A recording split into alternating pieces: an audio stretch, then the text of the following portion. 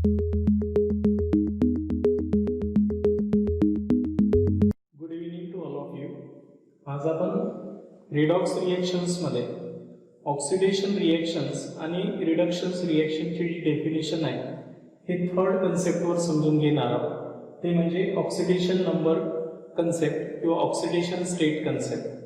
Oxidation state कन्सेप्टच्या बेसिसवर आपण कोणत्या रिएक्शन्सला नेमकं ऑक्सिडेशन रिएक्शन्स म्हणणार आहोत हे समजून घेऊ आणि कोणत्या रिएक्शन्सला आपण रिडक्शन्स रिएक्शन्स म्हणणार आहोत हे ऑक्सिडेशन नंबर कन्सेप्टच्या बेसिसवर समजून घेऊ.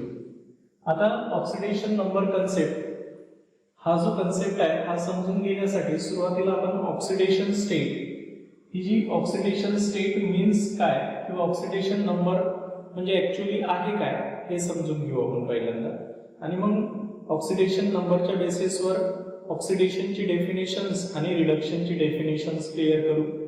यासाठी ऑक्सिडेशन स्टेट कोणत्याही ॲटमची म्हणजे काय असते ते पाहू आपण. जेव्हा एखादा मॉलिक्युल्स तयार होत असतो, फॉर एक्झाम्पल जर मी एक एक्झाम्पल घेतला आणि एक एक्झाम्पलमध्ये एक मॉलिक्यूल घेतलाय KMnO4. काय घेतला आपण? KMnO4 जर घेतला, हा जो पोटॅशियम परमॅग्नेट हा मॉलिक्यूल जर घेतला की या मॉलिक्युल्समध्ये काय होते की हा पोटॅशियम हा मॉलिक्यूल तयार करत असताना एक इलेक्ट्रॉन लॉस करत असतो, त्याच्यामुळे याच्यावर +1 चार्ज येते. मॅग्नीज 7 इलेक्ट्रॉन देतो, त्याच्यामुळे याच्यावर +7 चार्ज येते. आणि हे एक ऑक्सिजन ॲटम या चारपैकी एक ऑक्सिजन ॲटम्स 2 इलेक्ट्रॉन्स गेन करते, त्यामुळे याच्यावर -2 चार्ज येतो, है की नाही? तर हे जे चार्ज आहे हे या मॉलिक्यूलमध्ये कशामुळे तयार झाले किंवा या कंपाऊंड्समध्ये कसे तयार झाले? Due to the loss of electron और गेन ऑफ इलेक्ट्रॉन्स. काही ॲटमनी लॉस ऑफ इलेक्ट्रॉन केले आणि काही ॲटमनी गेन ऑफ इलेक्ट्रॉन्स केले, त्यामुळे त्याच्यावर एक पर्टिक्युलर पॉझिटिव्ह आणि निगेटिव्ह चार्ज आला. तर हे जे चार्ज असतो प्रत्येक ॲटमवर त्या मॉलिक्यूलमध्ये किंवा त्या कंपाऊंडमध्ये जो ॲटम असतो त्या प्रत्येक ॲटमवर जो चार्ज असतो तर त्या चार्जलाच आपण त्याचे काय म्हणत असतो? ऑक्सिडेशन स्टेट किंवा ऑक्सिडेशन नंबर म्हणत असतो. तर बेसिकली जेव्हा हे फ्री स्टेटमध्ये असेल, काय असेल? हे फ्री स्टेटमध्ये असेल म्हणजे हे फ्री ॲटम जेव्हा असेल, जेव्हा तो कंबाईन नसेल, तर त्यावेळेस त्याची ऑक्सिडेशन स्टेट मी काय लिहिणार आहोत? 0, कारण त्यावेळेस त्यांनी इलेक्ट्रॉन दिलेलाच नसेल. मॅग्नीजची सुद्धा जर फ्री स्टेटमध्ये असतात त्याची ऑक्सिडेशन स्टेट मी काय लिहिली असती? 0 लिहिली असती. आणि ऑक्सिजन ॲटमची सुद्धा फ्री स्टेटमध्ये असतात तर त्याची ऑक्सिडेशन स्टेट मी काय लिहिली असती? 0, कारण त्यांनीही इलेक्ट्रॉन घेतले नसते, है की नाही, जर ते फ्री अवस्थेत असते तर.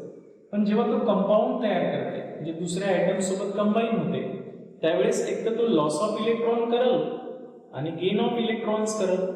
लॉस ऑफ इलेक्ट्रॉन्स केले तर पॉझिटिव्ह चार्ज तयार होतील, जेवढे इलेक्ट्रॉन तो लॉस करेल एक सिंगल ॲटम तेवढा चार्ज त्याच्यावर येणार आहे, आणि जेवढे इलेक्ट्रॉन्स एखादा सिंगल ॲटम गेन करत तर तेवढे निगेटिव्ह चार्ज येईल. जसं हे फॉर्म्युला जो आहे या फॉर्म्युल्यामध्ये काय झालेलं आहे की हा जो पोटॅशियम ॲटम आहे या पोटॅशियमने एक इलेक्ट्रॉन्स काय केलेला आहे?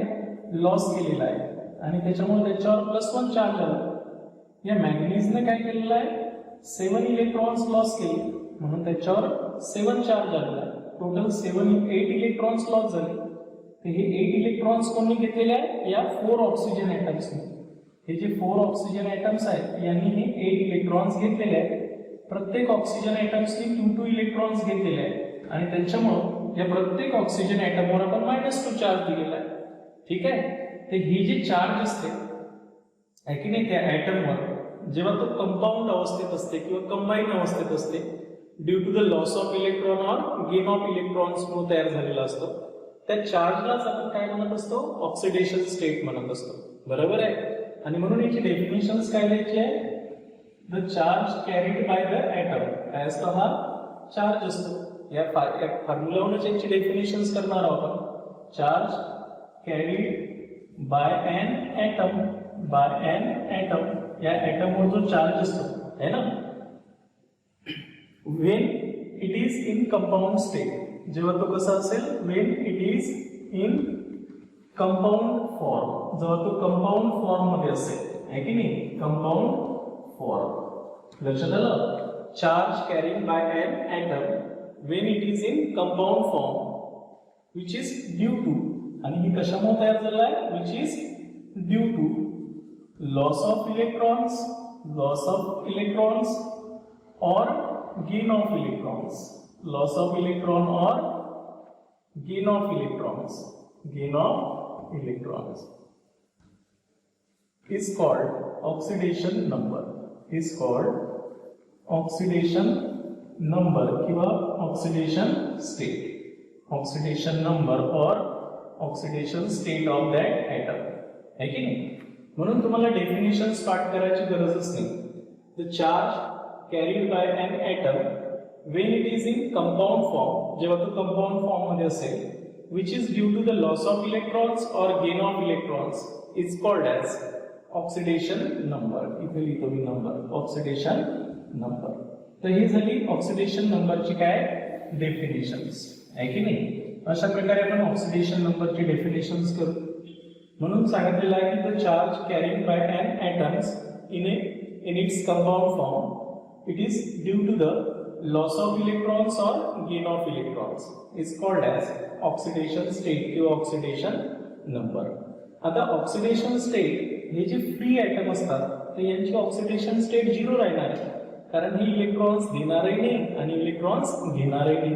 त्याच्यामुळे आपण काही इन्फॉर्मेशन बघा लक्षात ठेवायचं आहे. Oxidation state of free atoms, जर एखादा फ्री ॲटम असेल, बघा लक्षात ठेवायचं आहे. ऑक्सिडेशन स्टेट ऑफ फ्री ॲटमची ऑक्सिडेशन स्टेट किती राहणार आहे, 0 राहील. काय राहणार आहे, 0 राहील. Because it do not have tendency to lose or gain the electrons. त्यांनी इलेक्ट्रॉन दिलाही नसते आणि घेतलाही नसतो. त्यामुळे ऑक्सिडेशन स्टेट फ्री ॲटमची काय राहणार आहे, 0 राहणार आहे. जसं तुम्ही कोणताही फ्री ॲटम्स लिहा, सोडियम लिहिला याचा 0, कॅल्शियम लिहिला याची 0, आहे की नाही. आता ऑक्सिडेशन स्टेट पॉझिटिव्ह साइन केव्हा राहील, when an atom lose the electrons. Sign केव्हा राहणार आहे, पॉझिटिव्ह साइन राहणार आहे when they lose the electrons. ज्यावेळेस when an atom lose the electrons, ॲटमनं जर काय केलं, इलेक्ट्रॉन लूज केला, lose electrons, then the atom carrying the positive oxidation state. त्या ॲटमवर पॉझिटिव्ह चार्ज येईल, पॉझिटिव्ह ऑक्सिडेशन स्टेट म्हणून. साइन निगेटिव्ह केव्हा येईल त्यांची, आहे की नाही. त्याचा ऑक्सिडेशन नंबर निगेटिव्ह केव्हा येईल, when the atom gain the electrons, when an atom gain the electrons. ॲटमने जर इलेक्ट्रॉन्स गेन केला तर त्यांच्यावर कोणती साइन येणार आहे, निगेटिव्ह साइन. त्याच्यामुळं जे आयटमवर निगेटिव्ह साइन दिसते त्याची ऑक्सिडेशन स्टेट त्यांनी गेन ऑफ इलेक्ट्रॉन्स केलेले आहे, आणि ज्यांच्यावर पॉझिटिव्ह चार्ज येतात, जेवढा पॉझिटिव्ह चार्ज आला असेल तेवढे त्यांनी इलेक्ट्रॉन्स लॉस केले during the formation of compound, है ना. आणि हा जो चार्ज असतो त्या सिंगल आयटमवर इन इट्स कंपाऊंड स्टेट किंवा कंबाईन स्टेट, तर that is called as oxidation state किंवा ऑक्सिडेशन नंबर. आता हे ऑक्सिडेशन स्टेट मध्ये जेव्हा चेंज होतो तर त्यांच्या बेसिसवर आपण सांगत असतो की ऑक्सिडेशन घडलं का रिडक्शन्स घडलं. म्हणजे एखादा जर कंपाऊंड असेल, ॲटम असेल, की त्यांच्या ऑक्सिडेशन नंबर मध्ये जर बदल झाला तर आपण काय म्हणत असतो की ऑक्सिडेशन रिएक्शन झाली की रिडक्शन रिएक्शन झाली. जसं आता आपण इथे पाहणार आहोत की ऑक्सिडेशन स्टेटच्या बेसिसवर व्हॉट इज मीन बाय ऑक्सिडेशन्स. आता यांच्या म्हणण्यानुसार की नेमकं ऑक्सिडेशन म्हणजे काय, ऑक्सिडेशन स्टेट किंवा ऑक्सिडेशन नंबरच्या बेसिसवर. फॉर एक्झाम्पल, जसं मी पहिले जे एक्झाम्पल घेतले तसेच घेतो. एक न्यूट्रल ॲटम घेतला, त्या न्यूट्रल ॲटमने जर एक इलेक्ट्रॉन्स लॉस केला असेल तर loss of electrons is called as oxidation. Electronic concept मध्ये पाहिलंच होतं आपण. मी जर एखादा आयन्स घेतला असता, या आयन्सनं सुद्धा काय केलं, सेकंड एक्झाम्पल घेतो मी, Fe डायपॉझिटिव्ह. यांनी जर इलेक्ट्रॉन लॉस केला तर हे कशात कन्वर्ट होईल, Fe tripositive plus 1 electrons. Loss of electrons is called as oxidation. आता मी हे इलेक्ट्रॉनिक कन्सेप्टून नाही सांगणार, आता मी ऑक्सिडेशन नंबरच्या कन्सेप्टून सांगणार की यांच्यामध्ये ऑक्सिडेशन झालं का नाही. तर मी सुरुवातीला याचा ऑक्सिडेशन नंबर लिहितो. फ्री ॲटमचा ऑक्सिडेशन नंबर 0 राहील, आणि कॅटायन्सवर जेवढा चार्ज असते ते त्याची ऑक्सिडेशन स्टेट असते, म्हणून हा +1 आहे. बघा इथे ऑक्सिडेशन नंबर इन्क्रीज झाला का डिक्रीज झाला? इन्क्रीज झाला. 0 to 1 झाला, याचा अर्थ काय झाला? हे इन्क्रीज झाला. बरोबर आहे. त्यानंतर इथेही बघा याची ऑक्सिडेशन स्टेट आहे +2. +2 मधून हा +3 मध्ये कन्वर्ट झाला. ऑक्सिडेशन स्टेट वाढली का कमी झाली? वाढली, इन्क्रीज झाली. आणि म्हणून increasing oxidations number is called as oxidations. म्हणून आता ऑक्सिडेशन्स कोणाला म्हणतात? ऑक्सिडेशन नंबर किंवा ऑक्सिडेशन स्टेटच्या भाषेमध्ये नेमकं कोणत्या रिएक्शन्सला ऑक्सिडेशन्स म्हणतात? ज्या ॲटमचं किंवा ज्या आयनचं किंवा ज्या मॉलिक्यूलचा ऑक्सिडेशन नंबर काय झालेला असेल? इन्क्रीज झाला असेल, तर त्या ॲटम किंवा आयन किंवा मॉलिक्यूलचं काय झालेलं असेल? ऑक्सिडेशन झालेलं असेल, आहे की नाही? आणि म्हणून मी सिम्बल मध्ये लिहितो increase in oxidation number किंवा ऑक्सिडेशन स्टेट. बरोबर आहे. Oxidation number, increase in oxidation state किंवा oxidation number by an atom, ion or molecule in a redox reactions. In a reactions म्हणा, in a reaction is called oxidations. काय म्हणसाल? is called oxidation. त्याला आपण oxidations म्हणू. Increasing oxidation number by an atom or ions or an molecules in a reactions is called as oxidation. जसे की increasing oxidation state जर झाली तर समजून घ्यायचं की त्याचं ऑक्सिडेशन झालेलं आहे. जसं आपण एक उदाहरण जर इथे घेतलं असेल ऑक्सिडेशन्स मध्ये, म्हणजे क्लोरीन निगेटिव्ह आयन्स घेतला आणि तो क्लोरीन ॲटम्स मध्ये कन्वर्ट झाला आहे ना. त्याची ऑक्सिडेशन स्टेट आहे -1 आणि हा न्यूट्रल असल्यामुळे 0. -1 पासून 0 म्हणजे इन्क्रीज झाली का डिक्रीज झाली? +1 इलेक्ट्रॉन लॉस केला असेल, आहे की नाही? आणि आपल्याला माहिती आहे की लॉस ऑफ इलेक्ट्रॉन म्हणजे ऑक्सिडेशन. पण आता ऑक्सिडेशन नंबर मध्ये काय झालं? Increasing oxidation number is called as oxidation. म्हणून इन्क्रीज झाला ऑक्सिडेशन नंबर, तर झालं काय? ऑक्सिडेशन. आणि म्हणून ऑक्सिडेशनची डेफिनेशनच तशी करायची आहे. Increasing oxidation number of an atom और आयन्स और a molecule in a redox reactions is called as oxidations. त्याला काय म्हणतो आपण? ऑक्सिडेशन्स. असंच रिडक्शन्स कशाला म्हणतात? बघा लक्षात ठेवायचं आहे. रिडक्शनची डेफिनेशन्स करू आपण ऑक्सिडेशन नंबरच्या बेसिसवर, आहे की नाही? नेमकं आपण रिडक्शन्स रिएक्शन्स कोणत्या रिएक्शन्सने म्हणणार आहोत? की ज्या रिएक्शन्स मध्ये ॲटम, आयन किंवा मॉलिक्यूल ची ऑक्सिडेशन नंबर डिक्रीज होत असेल, त्याच्या विरुद्ध असते. डेफिनेशन्स व्यवस्थित करू आपण. सेकंड डेफिनेशन्स आपण आता कोणाची करणार आहोत? रिडक्शनची. रिडक्शनची डेफिनेशन्स करूया. आता सेम राहणार आहे रिडक्शनची डेफिनेशन, फक्त इथे इन्क्रीज होते तर इथे डिक्रीज होणार आहे. डिक्रीज इन ऑक्सिडेशन नंबर किंवा oxidation state, decrease in oxidation state of an atom, एक ॲटम असेल तो, आयन और अ मॉलिक्यूल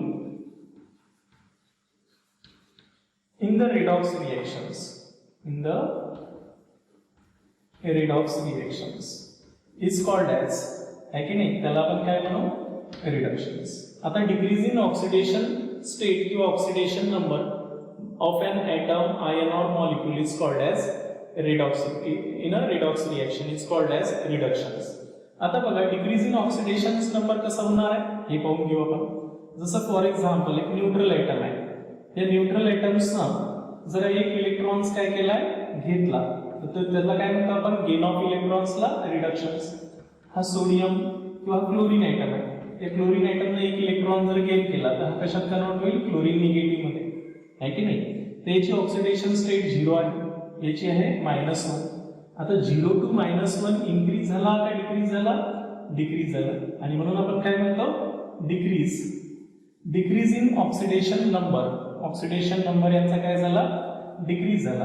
आणि म्हणून या रिएक्शन्सला आपण काय म्हणणार आहोत? रिडक्शन्स म्हणणार आहोत. काय म्हणणार आहोत? रिडक्शन्स. क्लिअर झालं मी काय सांगितलं आहे ते? त्यानंतर एक दुसरं एक्झाम्पल घेतलं आपण. Suppose decrease in oxidation number मध्ये जसं आपण Zn डायपॉझिटिव्ह घेतला, यांनी 2 इलेक्ट्रॉन्स गेन केले, तर हे कशात कन्वर्ट होतील? Zn सॉलिड मध्ये कन्वर्ट होतील.